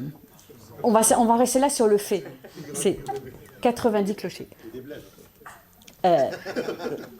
Je pense que quand on a 90 clochers, c'est clair que ça a un impact sur la pastorale, même sur la santé, sur la vie du prêtre. Donc, je pense qu'il est indispensable, compte tenu... Mais il y a le nombre de clochers, mais il y a beaucoup d'autres indicateurs. Il y a aussi la difficulté. Moi, je vois la différence majeure pour moi entre... je dois intervenir la mi-avril dans un événement qui s'appelle Terre d'Espérance. C'est Terre d'Espérance ? Voilà, l'église en rural. Et en fait, moi, ce qui me frappe, quand j'accompagne des paroisses qui sont en rural, c'est bien sûr, on connaît, je viens de le citer, toute la dimension du nombre de clochers, la dimension géographique, mais en vrai, ce que je trouve surtout la vraie différence pour moi entre une paroisse urbaine et une paroisse rurale, c'est le sujet des ressources humaines. Je ne parle même pas des ressources financières, qui est un sujet aussi. Parce que quand je vois que la conférence de transformation pastorale, on l'a faite à Saint-Honoré-des-Laux, c'est sûr que est une paroisse du 16e arrondissement à Paris, comme le dit avec beaucoup de délicatesse, que je dis au curé, dis, tu as une belle paroisse. Il me dit, je suis dans une paroisse qui a beaucoup de moyens.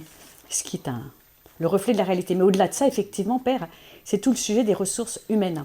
Donc ce que je pense, c'est que beaucoup de prêtres vivent dans des contextes qui sont compliqués, en particulier sur ce sujet de ressources humaines. Soit vous en avez peu, soit quand vous en avez, elles sont pas forcément hyper qualifiées, c'est pas forcément des gens extrêmement autonomes. Moi, je me disais quelquefois, quand je vois l'église, et c'est en même temps toute la beauté de l'église, je me disais, pour moi, donc moi j'ai été formée au coaching chez L'Oréal, donc j'ai passé la majorité de mon temps en entreprise. Les gens un peu qu'on a dans nos églises, les gens un peu fragiles, les gens avec qui on a quelquefois potentiellement des relations qui peuvent devenir toxiques parce qu'eux-mêmes ont des blessures, c'est simple, en entreprise, on n'en a pas beaucoup parce que déjà, on ne les recrute pas. Et quand par malheur, on se plante et on les recrute, on les vire. Or, non seulement l'Église est là pour accueillir ceux qui sont fragiles, ceux qui sont blessés, ceux qui ont eu des vies compliquées, mais on est là pour les accueillir et on est là aussi pour les entourer, les faire grandir et les aimer. Donc c'est sûr que du coup, vous vivez dans des écosystèmes sur ce plan-là qui sont plus compliqués que dans d'autres domaines. Donc moi, la solution, vraiment la clé pour moi, parce que c'est ce que je vis dans tout l'accompagnement que je fais dans les églises et chez les prêtres, c'est la fraternité sacerdotale. En fait, je vois moi je travaille beaucoup avec des groupes de prêtres qui travaillent ensemble. Et j'en vois toute la fécondité, toute la puissance. Il y en a, le frère Raphaël aussi accompagne des groupes de prêtres. Il y en a comme ce que je fais avec... ce que j'ai fait au sein de l'Emmanuel avec le père Jean-Baptiste Masson, donc des groupes de prêtres qu'on fait travailler ensemble. Tu pourras témoigner d'ailleurs à un moment ou à un autre, si tu veux. Donc comment des groupes de prêtres, en fait, travaillent ensemble et en fait partagent leurs pratiques. En fait, typiquement, le livre Changer est venu de ça. Donc moi, je vous inviterais vraiment à avoir des temps de partage entre prêtres, des temps d'échange, parce qu'en fait, c'est des lieux où on se ressource, des lieux où on se fait du bien, des lieux où vous pouvez partager des pratiques, des lieux, c'est des gens qui ont la même vie que vous. Et vous avez besoin de ces lieux qui sont vraiment des temps de partage, d'échange, d'idées, d'espérance, de souffrance, de blessures. Vous savez, on dit vous le dites beaucoup, hein, vous, en préparation au mariage, un couple isolé est un couple en danger, un chrétien isolé est un chrétien en danger. Moi, un prêtre isolé est pour moi un prêtre en danger.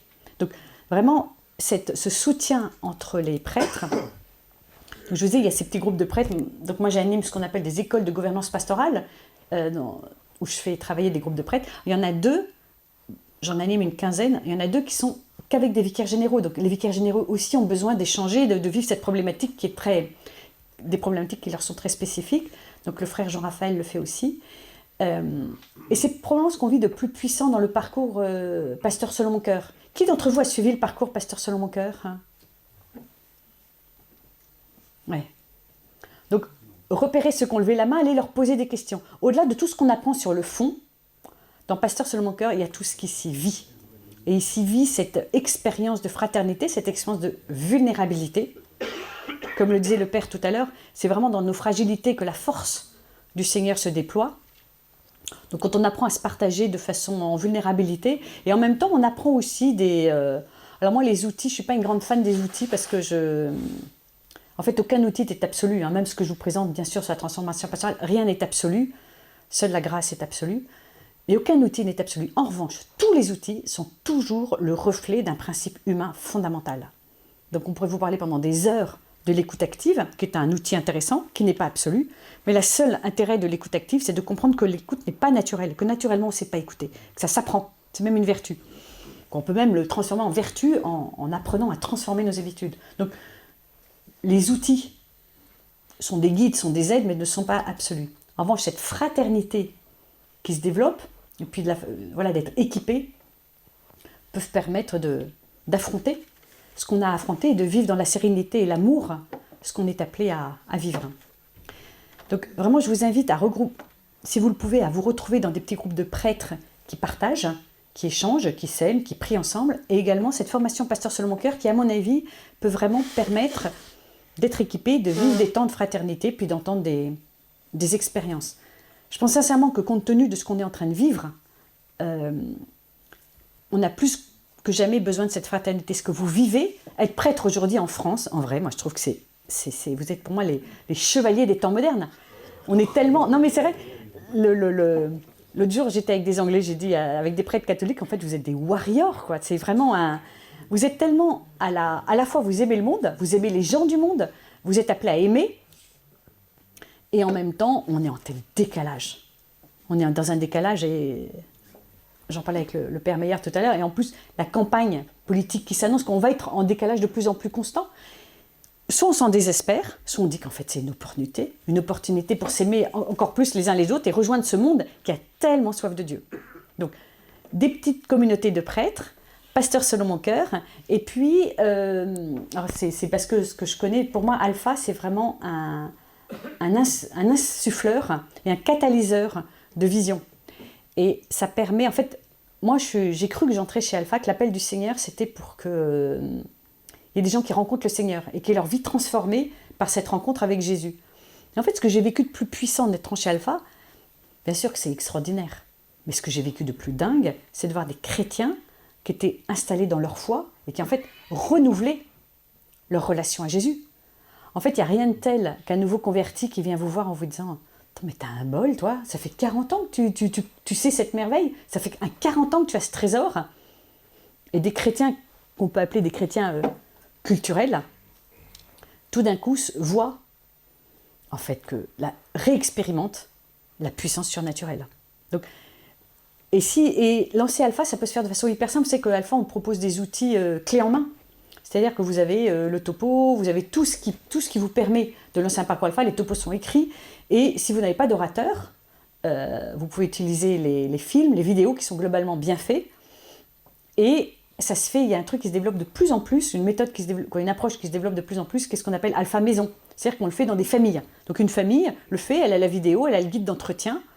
La vidéo permet d'avoir un témoignage, et puis un petit topo.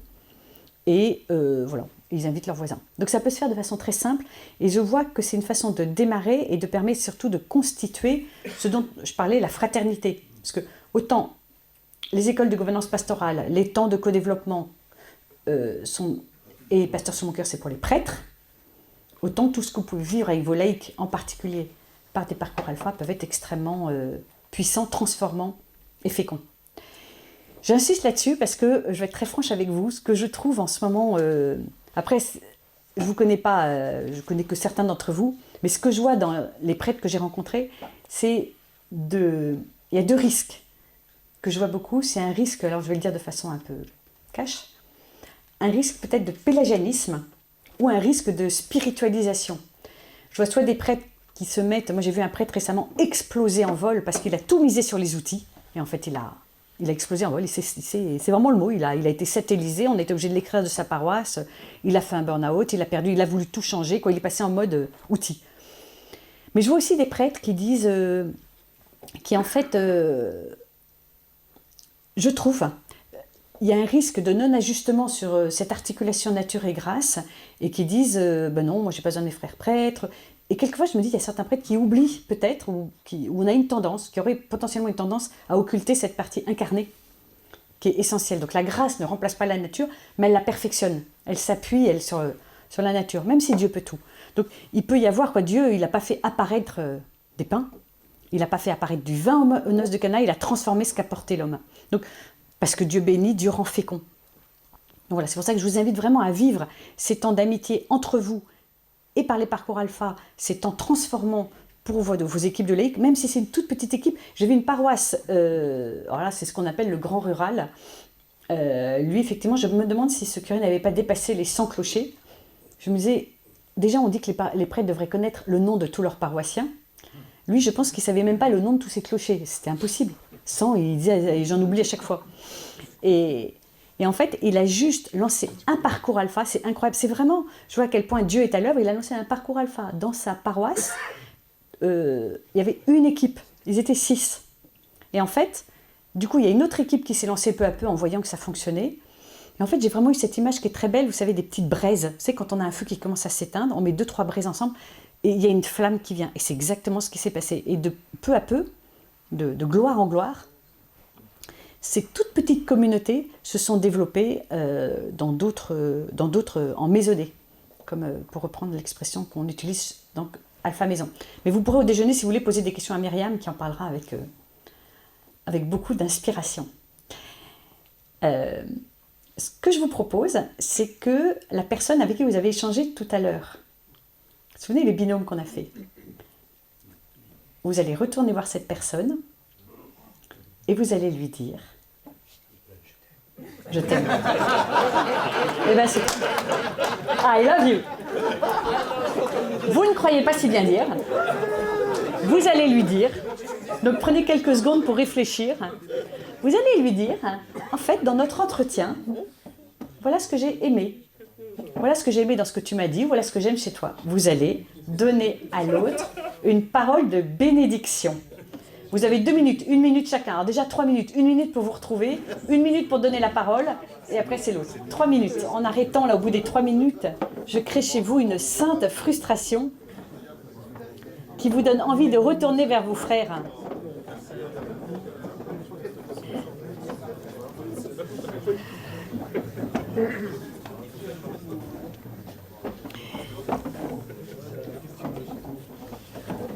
Vous savez ce qu'on vient de faire, hein?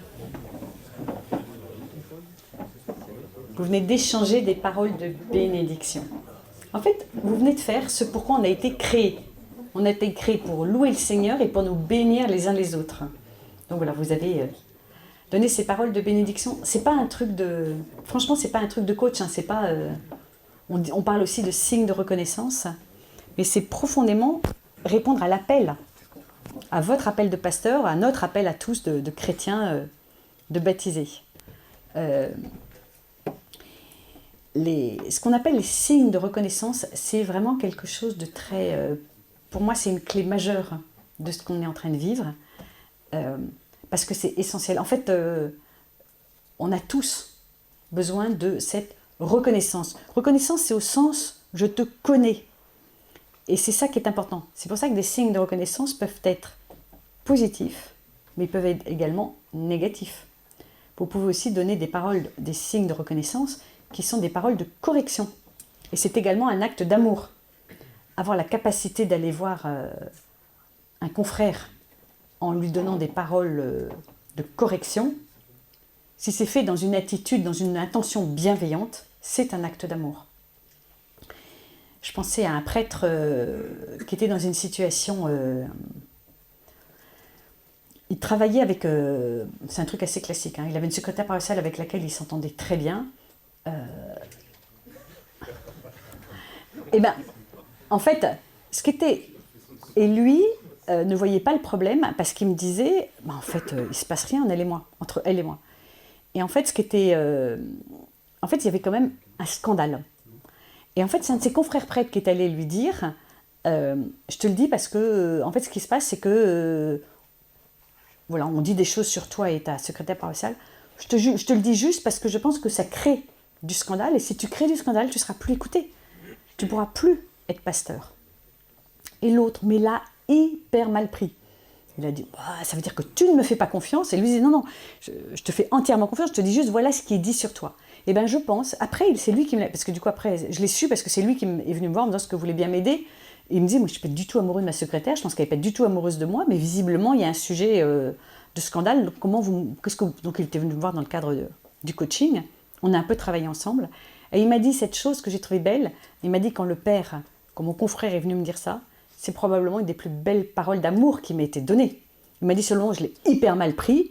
Je me suis dit, il ne me fait pas confiance, il va aller répéter des trucs, il se fait relais de diffamation.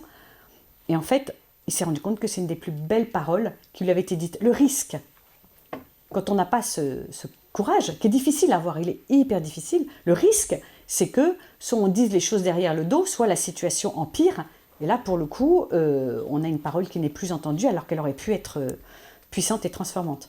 Donc cette capacité aussi à donner des paroles, des signes de reconnaissance qui peuvent être des paroles de correction. Mais ce ne sera possible que si on est capable de donner des paroles positives. Quelqu'un qui ne vous a jamais fait le moindre compliment, qui ne vous a jamais dit la moindre chose gentille, qui entre dans votre vie en disant ça ne fonctionne pas, vous allez être en résistance. Vous savez, les gens me disent souvent, quel est le point commun de tous les prêtres que tu as rencontrés ? Je dis, je ne sais pas s'il y a tellement plus de points communs entre tous les prêtres que j'ai rencontrés qu'entre tous les entrepreneurs ou toutes les femmes que j'accompagne en reconversion. Et je dis en fait si. Je pense que quasiment tous les prêtres que j'ai rencontrés ont tous vécu à un moment ou à un autre ce que j'appelle le syndrome du parvis de la messe du dimanche. Vous savez, vous sortez de la messe, vous avez prêché, vous avez célébré le mystère. Vous avez fait le geste le plus sacré qui soit, vous avez eu Jésus dans vos mains, et vous tombez sur le paroissien à 12h10, sortie de messe de 11h, vous êtes au bout de votre vie, ou vous êtes fatigué, en tout cas vous avez fait un acte incroyablement, un acte divin. Et le paroissien vient vous voir et vous dit « Ah mon père, ça n'allait pas du tout la messe. Hein. C'est plus possible de prendre... Alors vous avez le choix, c'est plus possible d'avoir des filles... servant de messe, au contraire, c'est plus possible de ne pas avoir de filles de servant de messe. Dans un cas comme dans l'autre, de toute manière, ou alors votre homélie, elle était beaucoup trop théologique. Hein. Au contraire, votre homélie n'était pas assez théologique. Ou alors la liturgie, franchement, c'est lourd, hein, la liturgie avec vous. Au contraire, la liturgie, ça ne va pas, mon père. C'est beaucoup trop léger, quoi. Vous n'êtes pas du tout respectueux. Donc dans un cas comme dans l'autre, vous êtes sûr de vous en prendre une. C'est le moment, et c'est un moment que moi je trouve... En tout cas, qu'est-ce que vous dites, père ? Eh ben, non mais, pas forcément, exactement. Le risque, moi ce que je vois, c'est beaucoup de prêtres qui reçoivent ce type de paroles et soit la prennent de façon intérieure et en fait sont épuisés, sont tristes, ont un sentiment d'injustice, soit au contraire ils vont exploser la personne qui a dit ça. Dans un cas comme dans l'autre, l'attitude n'est pas exactement l'attitude la plus juste qui soit. Et donc c'est important de temps en temps aussi de savoir refuser, même intérieurement, certains signes de reconnaissance négatifs. Ça veut dire que vous pouvez très bien dire « J'entends ce que vous dites sur mon homélie, madame, mais ce que je voulais juste vous dire, c'est que maintenant, à cet instant précis, je ne suis pas capable de l'entendre, donc je n'ai pas envie de l'entendre.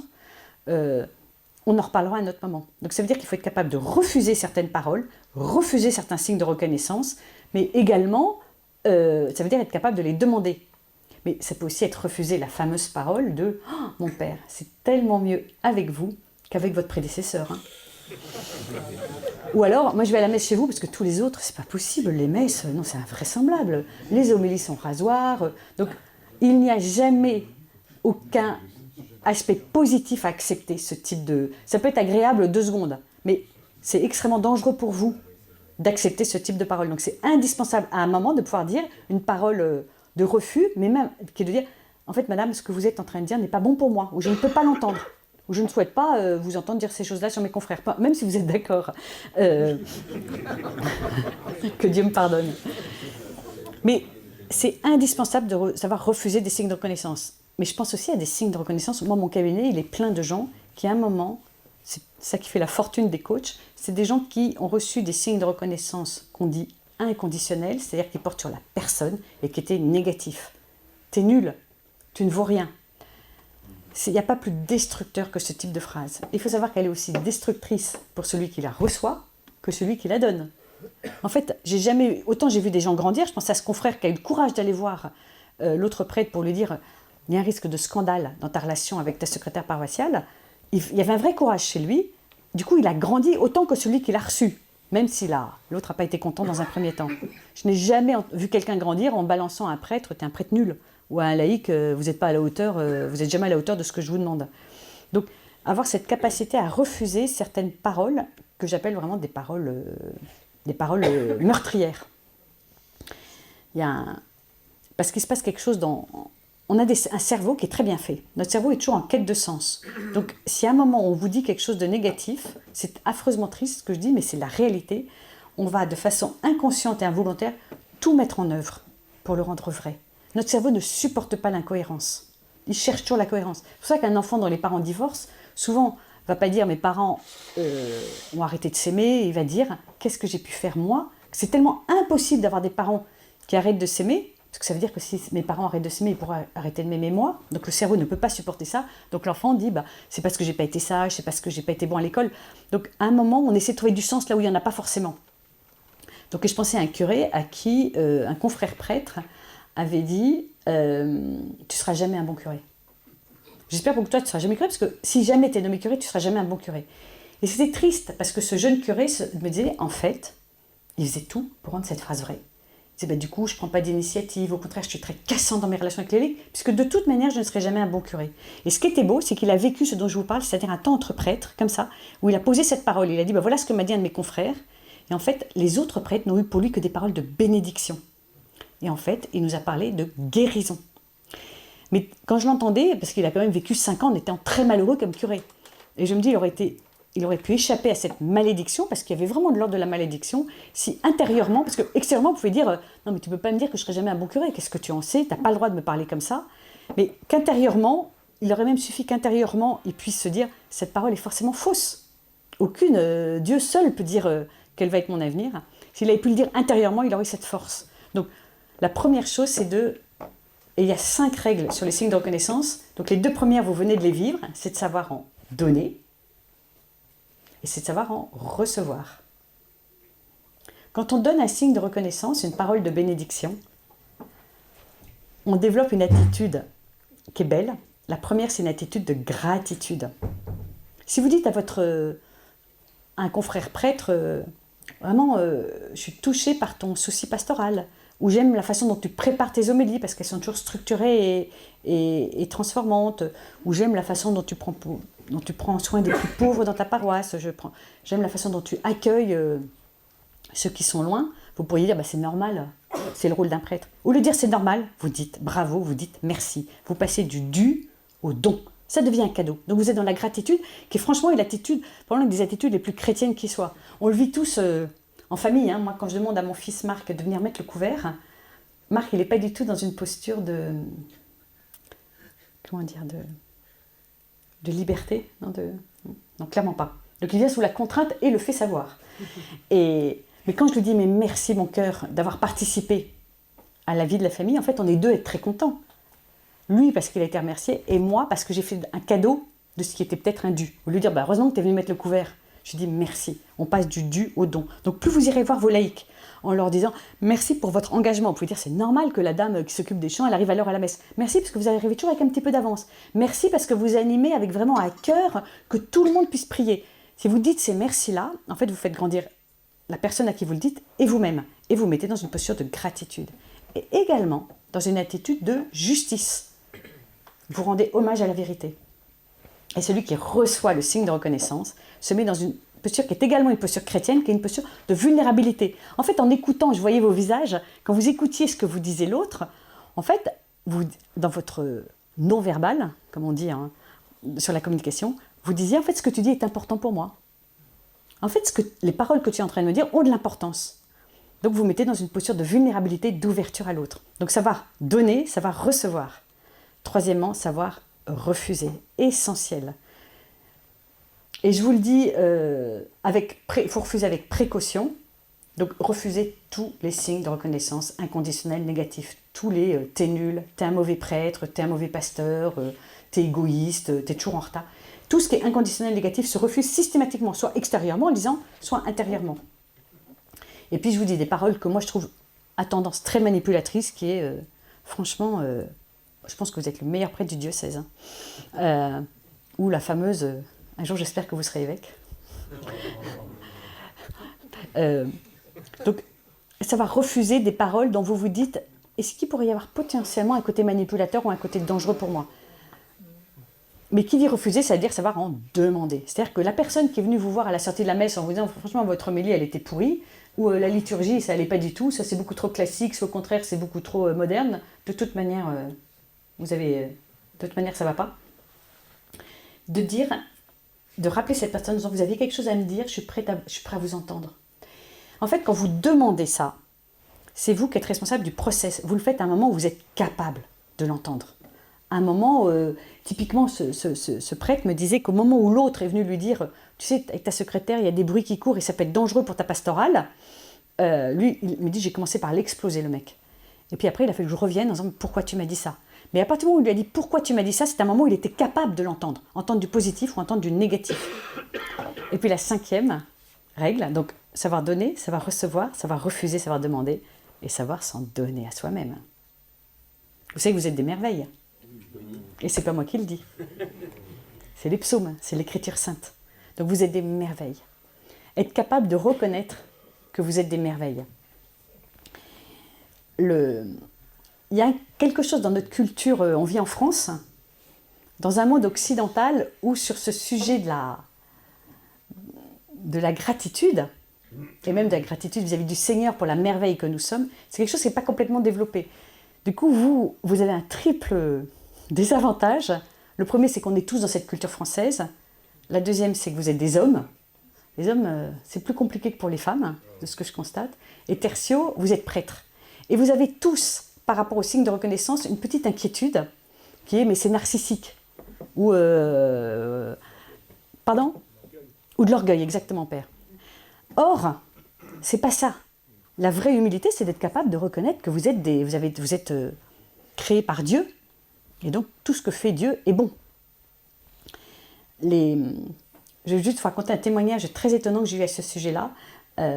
J'ai commencé ma carrière de missionnaire de façon éblouissante chez L'Oréal un matin qui suivait le lundi, vous savez, qui suit le changement d'heure. Et on était tous à la machine à café, et tout le monde dit « Oh là là, il n'y a que le lundi que je me rends compte qu'il y a un changement d'heure, parce que je n'ai pas de contrainte le dimanche. » Et moi, je me suis dit « Je vais y aller en mode warrior. » Et je dis « Ah bah si, moi, le dimanche, j'ai un horaire. » Et tout le monde se retourne vers moi en me disant « C'est quoi ton horaire, ta contrainte le dimanche ?» Et je dis « Le dimanche, je vais à la messe. » Et ils me regardent tous avec un air mais hyper gentil en me disant « Ah, c'est marrant que tu ailles à la messe, on n'aurait jamais cru ça de toi, tu avais l'air tellement sympa. » Donc je me suis dit « Faut croire que c'est pas là que m'attend le Seigneur, donc je ne témoignerai plus de ma foi dans mon univers professionnel. » Et quelques mois après, on a eu une formation à la communication. Et le type a dit, le formateur a dit un truc qui est très juste, il a dit, en fait, la meilleure personne pour parler de vous, c'est vous. Si vous dites, je suis nul, je prêche, quand il ne disait pas prêcher, mais je parle mal, bah, qu'est-ce que vous allez faire? Vous allez pas forcément être un prédicateur de fou. Si vous dites, moi je suis incapable d'aller voir quelqu'un qui ne connaît pas Jésus parce qu'il ne va pas m'entendre, bah, qu'est-ce que vous allez faire? Vous allez faire en sorte que la personne ne vous entende pas. Mais donc, en milieu professionnel, c'est si vous dites que vous allez vous planter dans votre prise de parole, en fait, vous allez vous planter. Si vous dites que vous n'êtes pas bon, vous n'allez pas être bon. Donc, il dit, je vais vous proposer un exercice, chacun se parle à lui-même de la façon dont il se parle quand il s'est planté. Donc, il dit, ça peut être un échec pas grave, j'ai brûlé un gâteau, j'ai raté un train. Ça peut être quelque chose de beaucoup plus grave. Hein. J'ai divorcé, j'ai été licenciée, je ne parle plus à ma mère. Et donc, les gens se parlaient. Et c'était effrayant, les gens disaient, pauvre... Bon, t'es nul, tu vaux rien, t'es pas fiable. Les gens étaient super durs avec eux-mêmes. Et moi, quand c'est arrivé à moi, je dis, Anne-France, quand tu te plantes, essaie d'en prendre de la graine et de progresser. L'animateur vient me voir à la fin, me dit, je peux te poser une question? Et je lui dis, oui. Je lui dis, qu'est-ce que j'ai encore dit là? Et il me dit, est-ce que tu es croyante? Et là, j'ai eu un choc. Et je lui dis, oui, je suis croyante. Oh, oui, tu crois. Il me dit, mais tu crois en quoi? Des elfes, parce qu'on sent qu'il y a quelque chose dans ta vie d'un peu supérieur. Ah, je dis non, c'est pas vraiment des elfes que je crois en Dieu, et en Dieu qui m'aime profondément. Il me dit, ah, parce que tu crois en Dieu? Il me dit, mais comment tu es sûr que Dieu existe? Ah, je dis, en fait, parce que je l'ai rencontré. Il me dit, toi, tu as rencontré Dieu. Ok. Et il me dit, Et comment tu sais qu'il t'aime? Je dis, parce qu'il me l'a dit. Et du coup, j'étais obligée de lui dire le kérigme et de lui raconter ma rencontre avec Jésus. Et en fait, il est revenu me voir 3 jours après en me disant, tu sais, ça m'a bouleversé. Il était juif. Il m'a dit, ce que tu m'as dit m'a bouleversé et je m'amène à un cheminement intérieur. Donc je me suis dit, en vrai, c'est juste être profondément chrétien.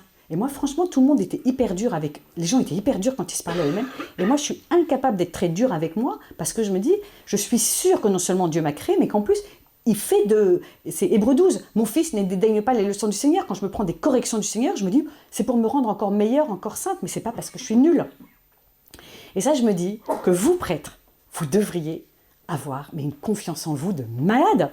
Moi, j'ai été choisie par Arnaud de Boissière et déjà, ça me donne hyper confiance en moi. Vous avez été choisis par le Seigneur. Donc je me dis, les prêtres devraient rayonner de cette confiance en eux, cette chaste et juste confiance en eux. Ce que me dit très justement, c'est Pascal Hide, qui dans son livre sur les personnalités narcissiques, dit ces gens qui n'ont pas confiance en eux, qui sont hyper narcissiques. Donc je me dis, nous les prêtres, nous chrétiens, on devrait vraiment avoir cette... juste et chaste connaissance de nous qui nous permet de déborder de confiance en nous. Donc j'aimerais bien que vous vous disiez chacun intérieurement, qu'est-ce que je me dirais s'il fallait que je m'envoie à moi-même un compliment, une parole de bénédiction. On ne va pas rendre public cet échange, mais juste est-ce que vous pouvez le faire déjà? Qui se sent capable de le faire?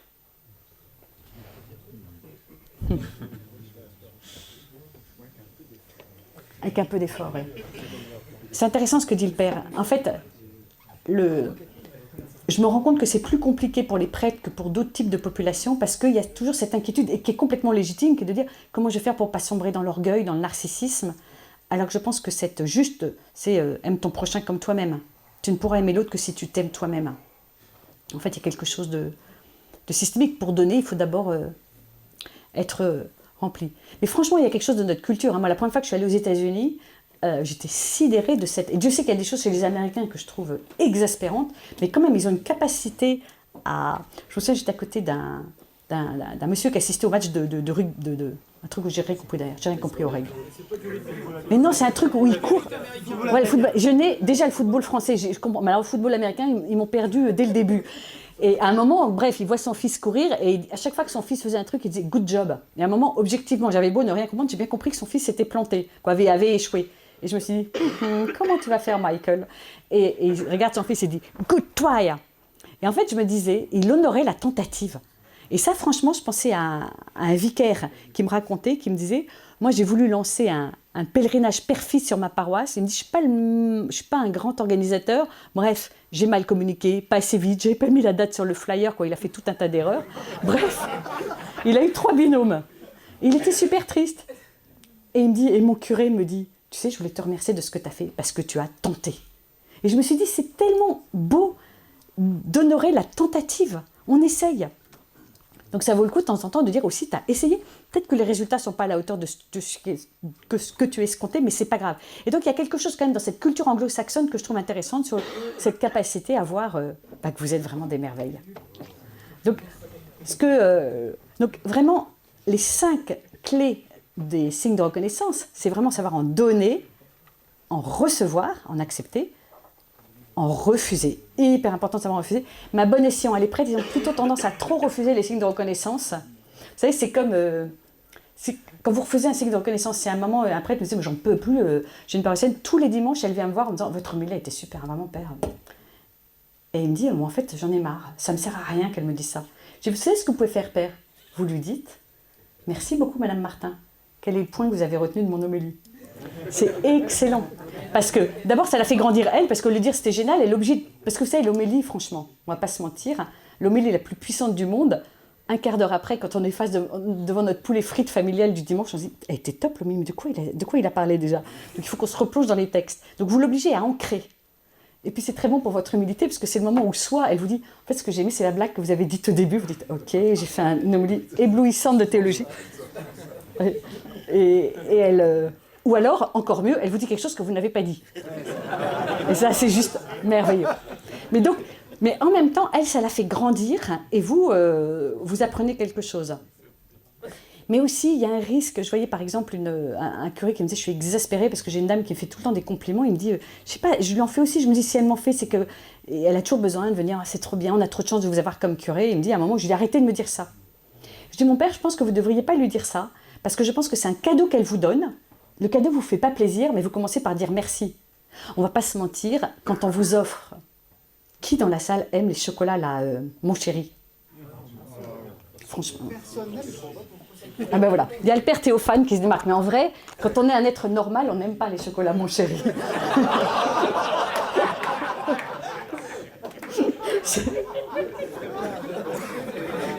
Non mais c'est comme les... Il paraît qu'il y a des gens qui aiment les chocolats au lait. Franchement, le vrai chocolat, il est noir. Donc, non mais ce que je veux dire, c'est que si on vous offre... Alors le père Théophane, on peut lui offrir... Je propose qu'on offre des chocolats mon chéri au père Théophane. Non mais, comme dirait le père Stéphane, il y a dans la vie les M&M's. Et franchement, rien n'est meilleur que des M&M's. Après, il y a tout le reste. Mais de temps en temps, on nous offre des choses qu'on n'aime pas. Un livre qui vous rase, un livre que vous avez lu. Et en fait, on dit toujours merci. Et il en va de même pour les signes de reconnaissance. Être capable de dire merci, parce qu'en fait, la personne, elle vous dit quelque chose d'elle, avant même de vous dire de vous. Donc, et je vous le dis parce que je vois que les prêtres ont plutôt tendance à les refuser qu'à les accepter. Et en fait, de temps en temps, il faut les accepter par charité aussi. Et attention, parce que quelquefois, les prêtres voient beaucoup plus souvent, et je vais terminer par là, en fait, très souvent, vous voyez une intention manipulatrice, quoi. Les prêtres, souvent, voient des intentions manipulatrices là où il n'y en a pas. En vrai, moi, je suis frappée de voir, maintenant, ça fait 30 ans que je fais du coaching, dans 99% des cas, l'intention des gens, elle est bonne. Globalement, les gens, ils sont là avec leurs blessures, leurs fragilités, mais la plupart des gens veulent votre bien, veulent le bien de l'Église. Donc, quelquefois, vous allez dire, là, il est manipulateur ou elle est manipulatrice.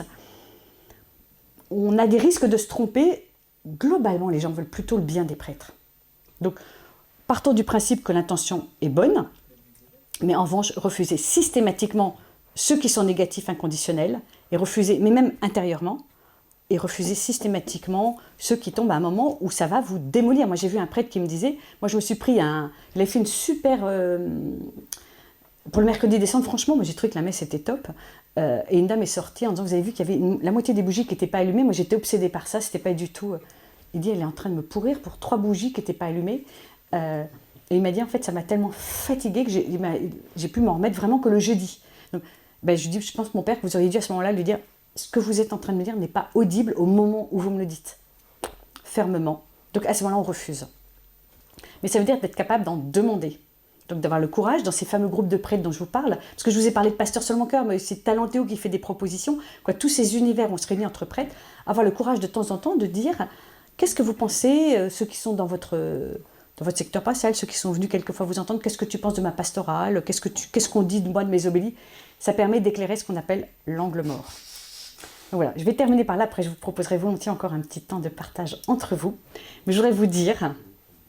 C'est moi qui vais vous faire une déclaration d'amour. Ce que je disais à Mathilde tout à l'heure, parce que Mathilde et moi, on s'est rendu compte qu'on avait un point commun, c'est qu'on aime les prêtres. Alors, c'est le cas de Myriam, je le sais, mais je l'ai découvert avec Mathilde. En fait, voilà, j'avais envie de dire je vous aime. Nous vous aimons. Et je me permets, et je réinsiste là-dessus, je pense sincèrement que... en fait, c'est ce que je disais tout à l'heure au Père Mathieu. Je disais, en fait, ce que je pense sincèrement, c'est que moi, le Seigneur a mis dans mon cœur cet amour pour les prêtres. Le Seigneur a vraiment mis un amour incroyable pour l'Église, et en particulier pour les prêtres. Et que ça m'a permis, vous savez, vous connaissez l'effet qui se coule, double effet qui se coule. Le premier, c'est que je pense que si le Seigneur m'a donné cet amour, moi je suis amoureuse de mon mari, franchement, comme si on était des ados et qu'on venait de se rencontrer. On aime trop parler, on rit. L'autre jour, on a pris un petit déj ensemble, nos enfants devaient venir déjeuner, parce que nos enfants sont tous partis, nos fils sont mariés. Les enfants ont débarqué à midi. En fait, on était toujours en train de prendre notre petit déjeuner, tellement on avait de trucs à se dire tous les deux. Je me disais, on est mariés depuis 31 ans. Donc, je pense que Dieu a mis dans mon cœur un amour qui permet que ma relation avec les prêtres soit toujours, soit pas dangereuse. Parce qu'il y a toujours le risque, quand on se met au service des prêtres, voilà, qu'on veuille combler des besoins d'affectivité, des besoins de pouvoir ou autre. Donc, je pense d'abord que le Seigneur a mis en mon cœur cet amour conjugal pour protéger les prêtres que j'accompagne. Je ne sais pas si le mot protéger, c'est...